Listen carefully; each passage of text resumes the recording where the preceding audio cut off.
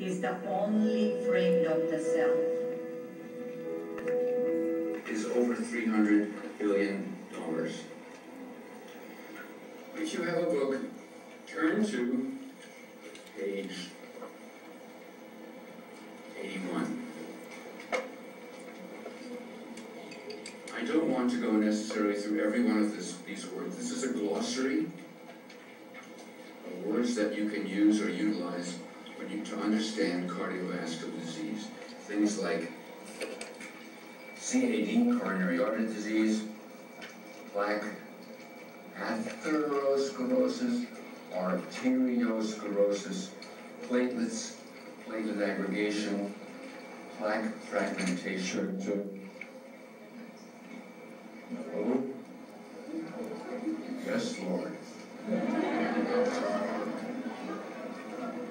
Embolus, infarct, myocardial infarction, angina pectoris, vasospasm, very important variant angina, I'll bring these all out. Stroke, thrombogenesis, thromboxane, and prostacyclin. Now, I want to start with a condition called atherosclerosis. Atherosclerosis, can you guys see this board over here?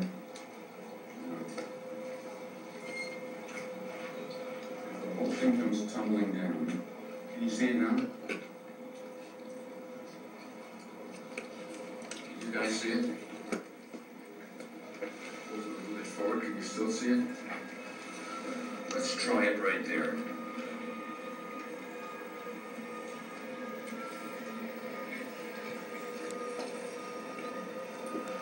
And ever again. Plaque develops on the inner lining of the blood vessel. That's what I'm talking about right now. This is called atherosclerosis, A-T-H-E-R-O. Atherosclerosis kills about 1% of all the heart disease cardiovascular deaths. That's the statistic. By the way, your statistics are at the end of this chapter. The references to the statistics.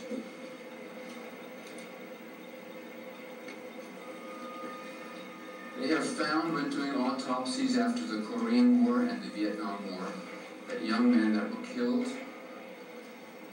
were developing atherosclerosis in their late teens as early as the early 20s. So this is not something that's relegated to only older people. What it is relegated to is diet.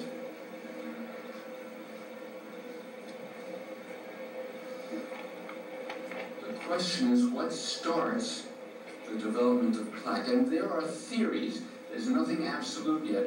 But the common consensus is that something irritates the intima. That's the inner lining of the blood vessel. Something irritates it.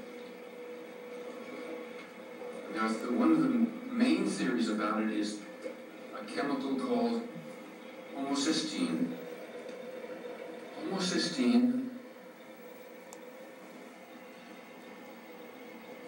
I'll tell you about later.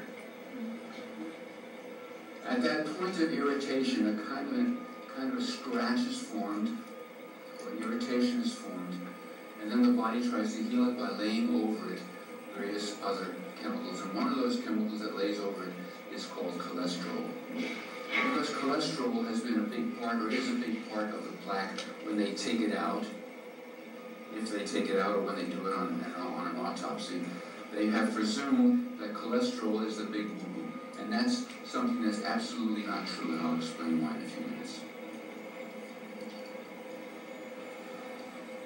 I want to give you a scenario.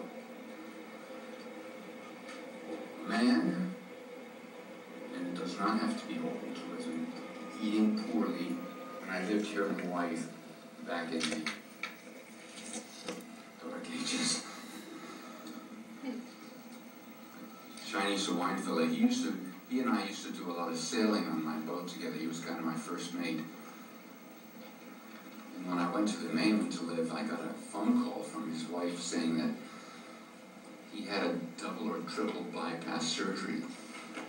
he got on the phone, and he said, Frank, I know what did it.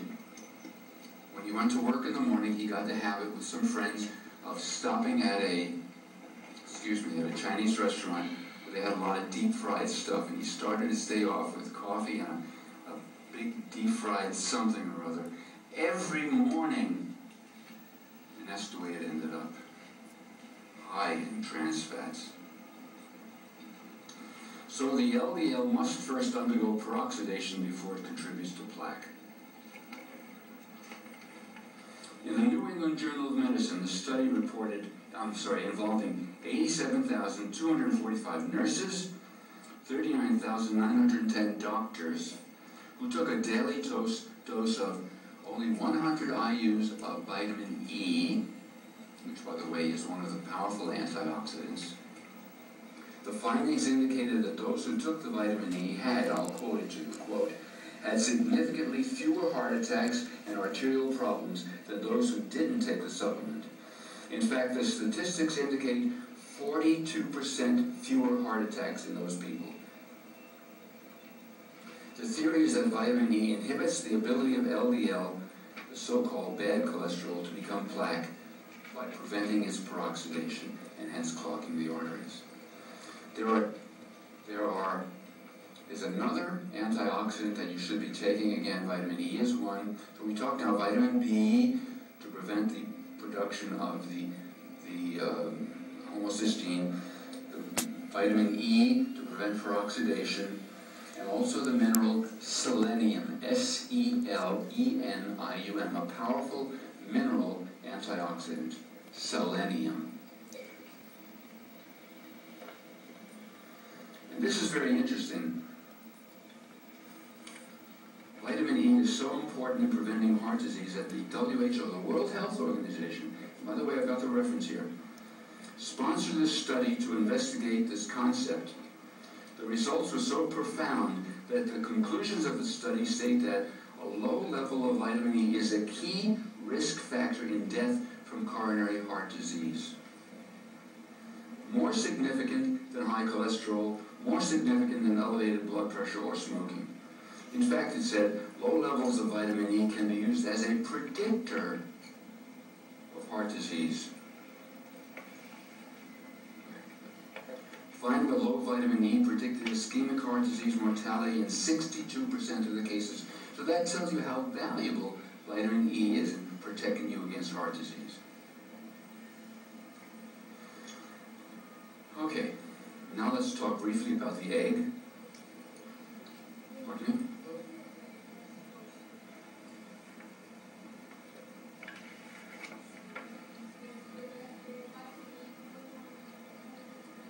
How much vitamin E do you recommend? Yeah. The typical dosage right now recommended is around 400 IUs. 400 international units of IUs. But what you must buy when you buy vitamin E, I had better write it down for you. Wait a second.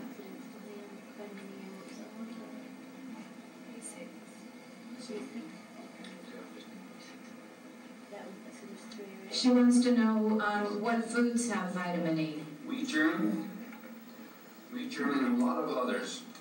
However, I am a firm believer in food supplements, simply because of the fact that we don't get the highest quality foods that we can get. So therefore, we have at our disposal. Remember I told you, the name of my book, Our Food Dilemma, is because we've got the worst junk going, but we also have things like vitamin E. And we'll get to some other stuff too. And the question is, which one should you use? Which one should you eat? In this particular case, one of the super supplements is the natural vitamin E. And it should say, I didn't finish, D-alpha tocopherol. And it should also say somewhere, with mixed tocopherols.